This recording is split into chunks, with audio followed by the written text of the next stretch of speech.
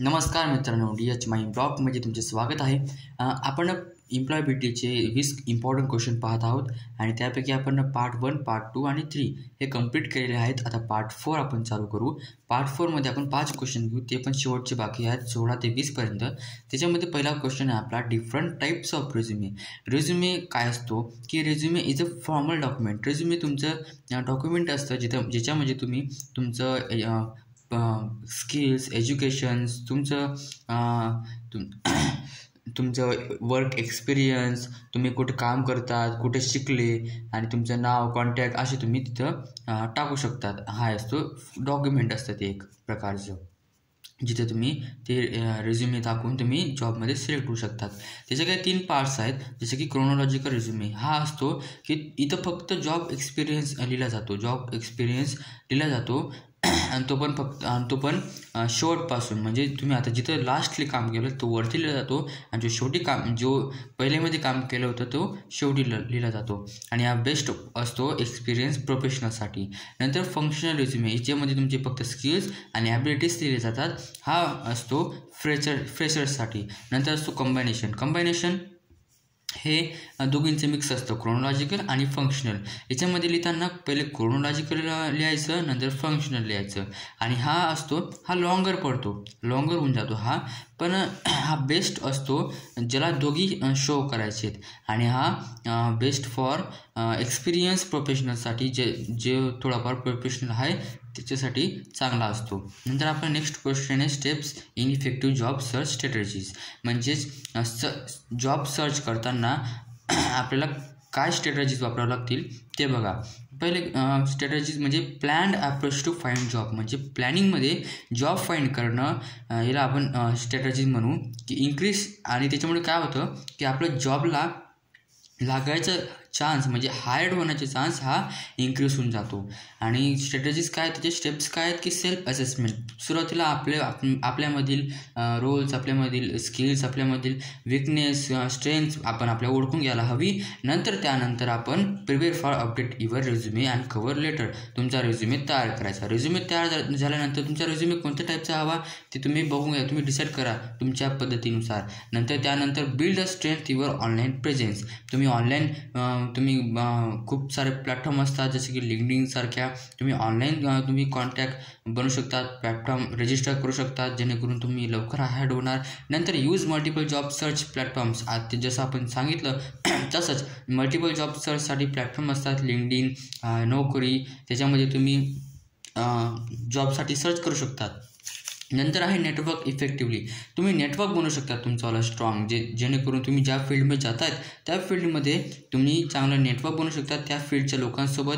नंतर apply strategically. तुम्ही वेगवेगळ्या, समजा तुम्ही एकच फील्डमध्ये जात आहेत पण वेगवेगळे कामासाठी तुम्ही रेझ्युमे देतात, पण एकच रेझ्युमे नाही द्यायचं आहे. तर काय करायचं की प्रत्येक जणाला रेझ्युमे देताना आपल्या ज्या स्किल त्याला लागणार आहेत त्या स्किल तिथे राहू द्यायच्या, बाकीच्या एलिमेंट करून टाकायच्या, म्हणजे काढून टाकायचा आणि तो रेझ्युमे त्याला सेंड करायचा. म्हणजे स्ट्रॅटेजिकली रेझ्युमे आपण अप्लाय करत असायचा. नंतर आहे प्रिपेअर फॉर इंटरव्ह्यू. जर तुम्ही आता अप्लाय केला आणि त्याने सिलेक्ट केलं, मग तुम्हाला इंटरव्ह्यू मिळतो. इंटरव्ह्यू देण्यासाठी तुम्हाला पहिले इंटरव्ह्यूसाठी प्रिपेअर व्हावं लागेल. तुम्हाला प्रॅक्टिस करावं लागेल, बॉडी लँग्वेज, कम्युनिकेशनसाठी असं काही प्रॅक्टिस करावी लागेल. नंतर keep learning and improving skills. तुम्हाला लर्निंग करावं लागेल, तुम्हाला शिकत राहावं लागेल, तुम्हाला तुमची स्किल डेव्हलप करावं लागेल, तुम्हाला सर्टिफिकेट करावं लागेल, तुम्हाला इंटर्नशिप्स कंटिन्यू करावं लागतील for the getting a job. नंतर फॉलो अप प्रोफेशनली. म्हणजे तुम्ही प्रोफेशनली वागा, प्रोफेशनली बोला, जेणेकरून तुमचे जे रिक्वायरमेंट्स आहेत ते तुमच्यावर त्यांचं लक्ष जाईल की नाही हा प्रोफेशनल दिसतोय. आणि नंतर स्टे पॉझिटिव्ह अँड ऑर्गनाइज. तुम्हाला खूप सारे रिजेक्शन मिळतील, तुम्हाला खूप सारे तुम्ही अप्लाय करणार, त्यातून खूप सारे रिजेक्शन मिळतील आणि ते रिजेक्शनमुळे तुम्ही निगेटिव्ह व्हायचं नाही, पॉझिटिव्ह राहायचं. नंतर आपला नेक्स्ट पॉईंट हा आहे analytical thinking. The analytical thinking काय आहे की ते काय करतं की break down complex problems into smaller parts. म्हणजेच एखादी सिच्युएशन आहे किंवा प्रॉब्लेम आहे, ते काय करतं ॲनालिटिकल थिंकिंग प्रोसेस काय की मोठी प्रॉब्लेमला लहान लहान पार्ट्समध्ये डिवाईड करणं आणि त्या लहान लहान पार्ट्सला अंडरस्टँड क्लिअरली करायचं, नंतर त्याचं लॉजिकल सोल्युशन शोधायचं. त्याचे काय आपण स्टेप्स बघू शकतो, जसं की पहिले ऑब्झर्वेशन करायचं, नंतर डेटा ॲनालिसिस करायचं, मग क्रिटिकल इव्हॅल्युएशन करायचं, मग प्रॉब्लेम सॉल्विंग, मग डिसिजन मेकिंग. आपण खाली एक्झाम्पल पाहू शकतो, जसं की एखादी प्रॉब्लेम आहे तिला आयडेंटिफाय केलं. समजा एखादा बिझनेस आहे, बिझनेसची सेल्स कमी होऊन गेली, तिची आयडेंटिफाय झाली प्रॉब्लेम, ठीक आहे. दुसरं काय, करेक्ट डेटा, सेल्स कमी झाली, ॲनालाइज करायचं, त्याचे डेटा काढायचे, 1 महिन्याचा एक आठवड्याचा असा डेटा काढायचा, आणि नंतर ॲनालाइज कॉजेस, मग त्याला त्याचे कॉजेस ॲनालाइज करायचे. म्हणजेच की जो सेल्स आहे ती खाली कमी पडली असेल बरं, की कॉम्पिटिटरने दुसरा प्रोडक्ट लॉन्च केला असेल, म्हणजे आपला जो विरुद्ध आहे किंवा आपला जो कॉम्पिटिटर आहे बिझनेसमध्ये, त्यांनी काहीतरी नवीन प्रोडक्ट लॉन्च केला म्हणून आपल्या प्रोडक्टची सेल्स कमी होऊन गेली, किंवा आपल्या प्रोडक्टची जी कॉस्ट आहे ती हाय असेल, किंवा अदर रिझन काहीतरी वेगळं. तर अशी कॉस्ट ॲनालाइज करायची. नंतर फाइंड पॉसिबल सोल्युशन, ज्यांच्यापैकी जे काही असेल त्याच्यासाठी एक सोल्युशन फाइंड करायचं, आणि त्याचे खूप सारे सोल्युशन निघतील.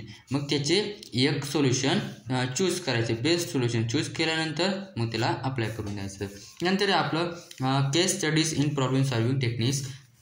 केस स्टडीज म्हणजेच प्रॉब्लेम सॉल्विंग करताना केस स्टडीज टेक्निक काय असतात त्या बघू आपण. पहिले केस स्टडी काय आहे, की detail examination of situations, understand efforts and possible solutions. म्हणजेच एखाद्या सिच्युएशनची डिटेल एक्झामिनेशन करणं आणि understand efforts and possible solution काढणं, यालाच आपण केस स्टडी म्हणत असतो. जसं की आपण खाली बघू की त्याचे स्टेप्स आहेत, की टेक्निक आहेत की help understand real world problems. म्हणजे जर आपण केस स्टडी केली एखाद्या सिच्युएशनवर, तर आपल्याला ती रिअल वर्ल्ड प्रॉब्लेम अंडरस्टँड होते, आपल्याला मदत होते कोणती पण प्रॉब्लेम लवकर समजण्याकरता. नंतर encourage analytical and critical thinking.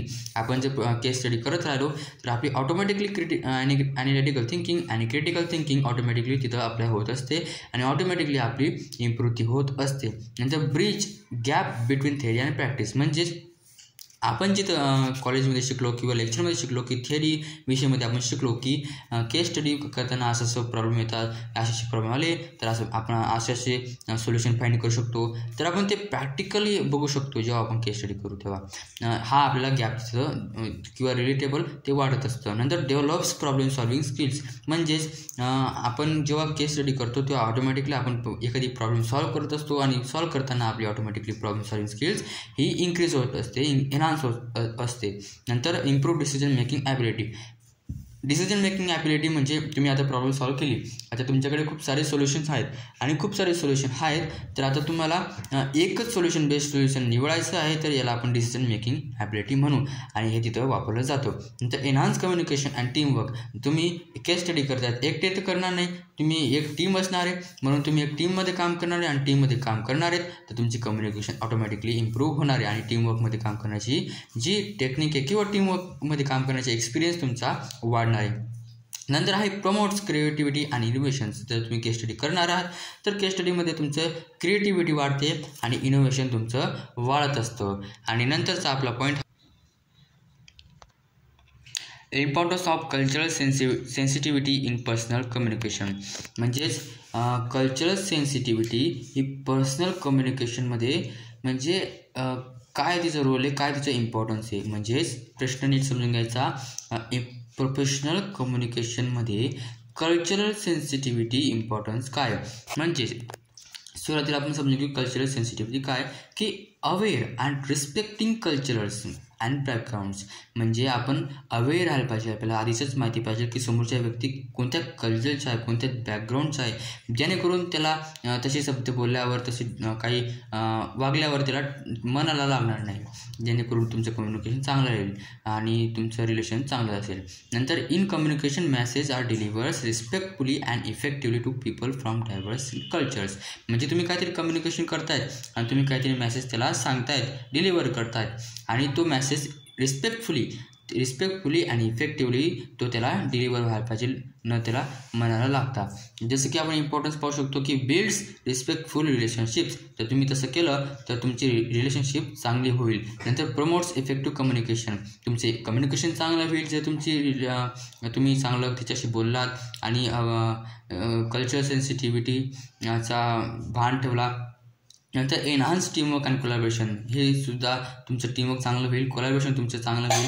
नंतर प्रिव्हेंट कॉन्फ्लिक्ट्स अँड मिसअंडरस्टँडिंग, तुमचं मिसअंडरस्टँडिंग तुमच्यामध्ये होणार नाही, कारण कल्चरल सेन्सिटिव्हिटीमध्ये हे खूप सारे होत असतात, कारण वेगवेगळ्या भाषेमध्ये वेगवेगळे शब्द निघत असतात, म्हणून हे खूप कॉन्फ्लिक्ट होत असतात. नंतर स्ट्रेंथनेस कंपनी रेप्युटेशन, तुमची कंपनीची रेप्युटेशन ही वाढत असते, स्ट्रॉंग होत असते. नंतर improve customer and client relations, तुमचे कस्टमर अँड क्लायंटचं रिलेशन चांगलं होत असतं. नंतर एनकरेज इन्क्लुसिव्ह अँड डायव्हर्सिटी, म्हणजे तुमचं जे डायव्हर्सिटी जे वेगवेगळ्या कल्चरतून आलेले आहेत त्यांच्यामध्ये इक्वेलिटी राहते, कोणामध्ये भेदभाव राहत नाही. इथे आपले 20 पॉईंट संपता आहेत, इथं आपण थांबू आणि माझ्या चॅनलला सबस्क्राईब करा, कारण मी 50 सबस्क्रायबरचा गोल केला आहे, कारण मला 50 सबस्क्रायबर्स करून मला लाईव्ह जायचं आहे, जेणेकरून मी लाईव्ह येऊन माझे प्रोजेक्ट बिल्डिंग कसं करतात मी तुमच्यासोबत माझे प्रोजेक्ट बिल्ड करेल, प्रोग्रामिंगमध्ये, कम्प्युटरमध्ये, लॅपटॉपमध्ये, आणि तुमच्यासोबत तुम्हाला दाखवू शकेल आणि तुम्हाला सोबत ते समजू पण शकेल की याच्यात कसं काय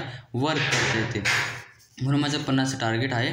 आणि this is end. Thank you for watching. Like आणि शेअर करा तुमच्या मित्रांसोबत, कारण हे NMUचा आहे आणि उद्या आपला पेपर आहे NMUचा. तुम्ही आता 10 मिनिटाचा व्हिडिओ आहे, 10 मिनिटाचा व्हिडिओ पुढे पाहणार, ते तुम्हाला शॉर्ट लिंकमध्ये समजेल, जेणेकरून तुम्ही तुमच्या मनाचं, तुमच्या इथून ऐकलेले पॉईंट्स आणि त्याचे पॉईंटचं मनाचं तुम्ही तिथं लिहू शकणार आणि काहीतरी मार्क्स पाडू शकणार. धन्यवाद. तिथं आपण थांबू. धन्यवाद.